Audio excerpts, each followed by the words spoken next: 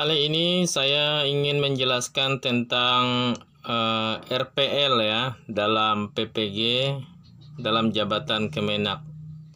Nah, RPL itu apa? RPL itu singkatan dari Recognize Pembelajaran Lampau. Jadi dasarnya itu Permendikti nomor 26 tahun 2016. Secara sederhana, RPL itu merupakan pengakuan terhadap capaian pembelajaran yang diperoleh seseorang dari pendidikan formal atau non formal atau informal, ya, dan atau pengalaman kerja pada jenjang pendidikan tinggi dimulai dari level 3 KKNI sampai dengan jenjang kualifikasi level 9 KKNI.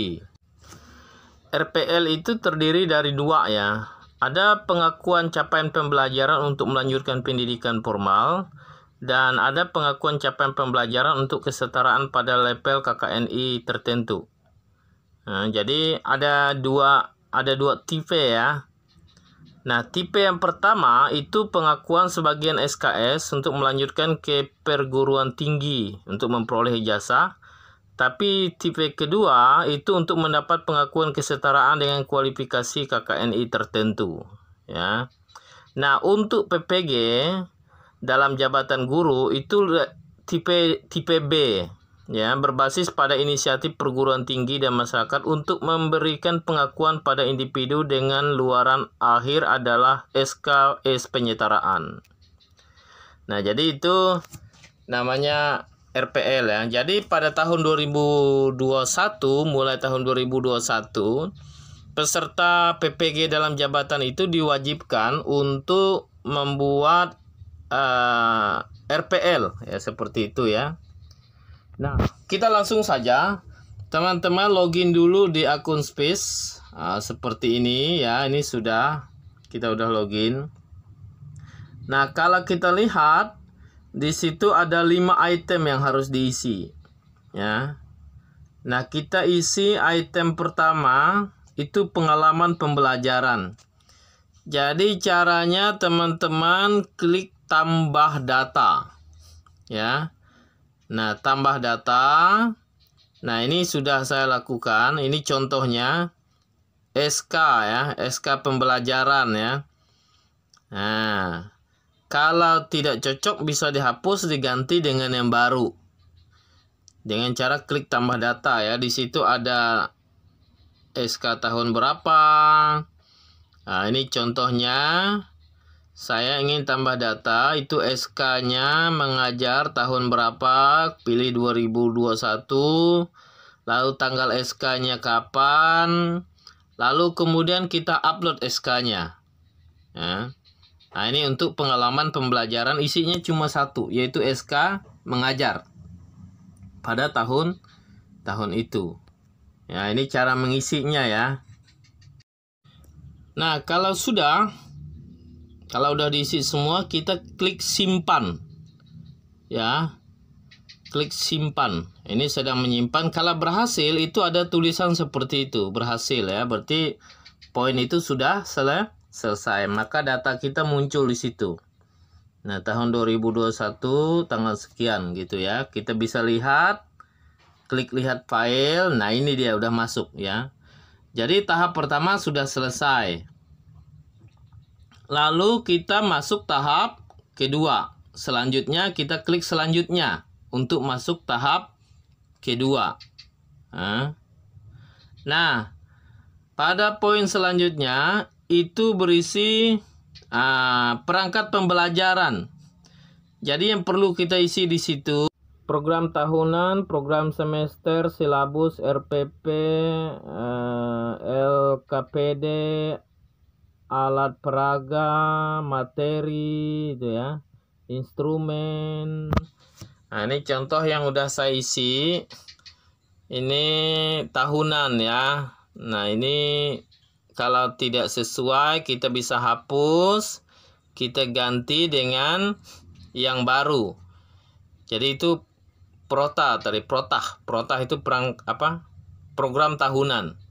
Nah, kalau kita sudah isi misalnya dengan cara klik tambah data, lalu kemudian salah, kita bisa hapus dengan cara klik tanda X tadi. Dengan cara itu. Setelah itu kita isi lagi. Di bagian komponen kita pilih protah, lalu kita pilih file. Ya. Kita pilih file.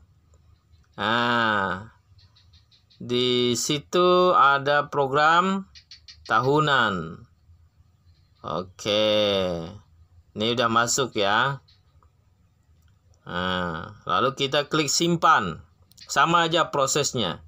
Jadi pokoknya kalau untuk mengunggah itu kita klik tambah data. Setelah tambah data jangan lupa klik simpan. Nah, ini berhasil. Ada tulisan berhasil. Oke. Nah, kalau itu sudah berhasil, lalu kita tambah lagi, tambah data lagi ya. Sampai semua komponen itu diisi. Oke. Sampai semua komponen itu diisi. Ada 9 komponen di sini. Nah, karena itu isi data kalian. Data file-file itu mesti dalam bentuk PDF ya. Dalam bentuk PDF. Nah, ini protah yang sudah saya upload tadi kita lihat dulu. Nah, ini promise kita lihat cocok nggak, sesuai tidak. Kalau tidak sesuai kita hapus. Misalnya kita mau upload yang kelas 7. Tapi ternyata terupload yang kelas 9. Berarti kan tidak sesuai. Nah, untuk melihat sesuai atau tidak kita bisa klik lihat file di bagian yang sudah diunggah tadi. Nah, seperti itu dia. Nah, kita delete ya karena tidak sesuai ternyata. Saya mau upload yang program semester kelas 7 ternyata yang terupload kelas 9. Berarti kan tidak sesuai. Oke. Jadi kita harus upload semua ya, semua komponen yang diminta di sana ya.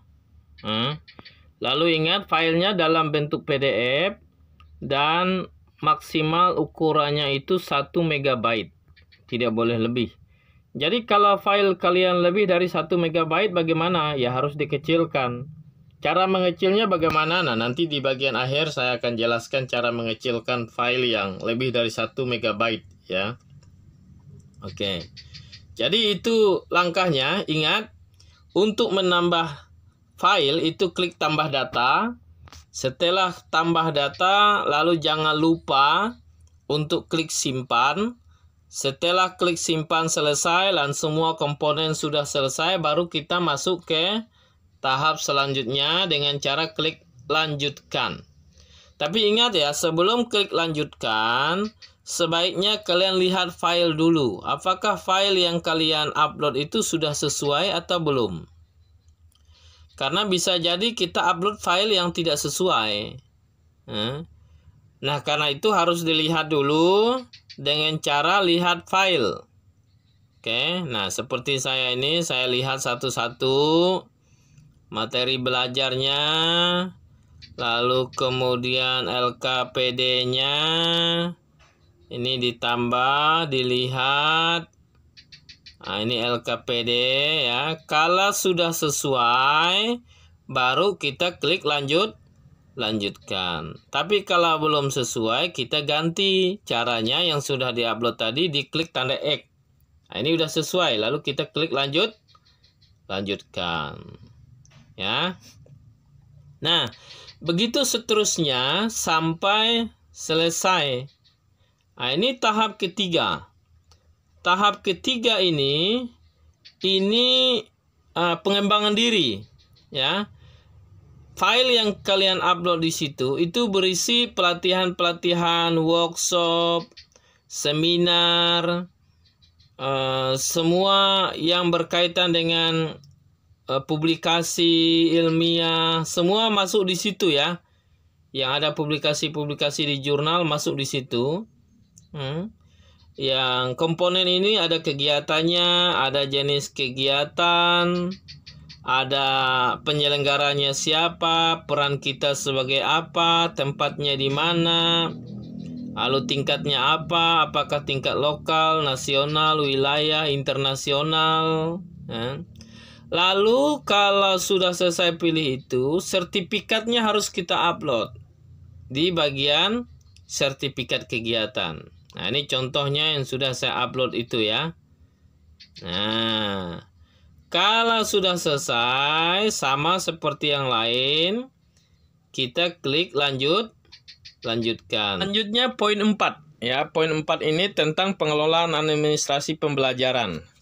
Nah, di situ kita upload SK atau surat keterangan dari kepala sekolah yang di dalamnya menjelaskan kita sebagai misalnya kita mengajar atau ada tugas tambahan atau kita pembina ekstrakurikuler, yaitu di situ ya. Nah, kemudian yang kelima, yang terakhir itu inovasi pembelajaran. Nah, di inovasi pembelajaran ini kita masukkan beberapa inovasi pembelajaran yang kita lakukan. Nah, kalau sudah, baru kita klik ajukan penilaian.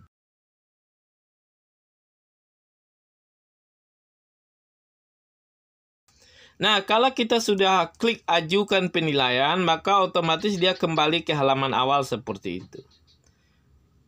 Oke. Selanjutnya tentang cara mengecilkan file. Nah, ini kalian lihat yang diminta itu maksimal 1 MB ya. Tapi file kita bisa jadi lebih besar dari itu nih. Kita lihat ini satu file yang untuk SK ini itu lebih besar dari itu. Kita lihat ya. Nah, ini file tentang SK pembelajaran. Kita lihat. Oke. Nah, di situ tertera 3 MB. Berarti kan lebih besar kan? Nah, ini harus kita kecilkan menjadi maksimal 1 MB. Bagaimana caranya? Nah, kita cari di Google ya. Kita ketik namanya mengecil file PDF. Oke, nah setelah kita ketik, maka akan muncul banyak sekali aplikasi software yang bisa digunakan. Nah, ini ada kompres PDF, ada small PDF ya. Nah, saya pilih PDF 24 Tools ya. Nah, caranya kita klik pilih file-file. Lalu kita pilih di mana file yang kita inginkan. Nah, kita pilih yang itu tadi. Kemudian klik open. Lalu kita tunggu. Oke. Nah, di situ kalian lihat DPI-nya itu 144. Itu perlu dikecilkan. Dan kualitas gambar juga perlu dikecilkan. Nah, itu jadi 4 MB tuh. Sangat besar kan? Seharusnya maksimal 1 MB saja. Nah, di situ DPI-nya saya sudah ubah jadi 92, lalu kualitas gambar jadi 40 ya. Teman-teman bisa ubah mau berapa, yang penting bagaimana caranya agar 4 MB itu menjadi 1 MB maksimal. Kalau sudah, kita klik kompres. Di bawahnya sebelah kanan bawah tadi ada kompres. Nah, ini sedang kompres. Ah, dia berubah menjadi 869 KB. Lalu kita klik unduh. Nah, dia selesai diunduh.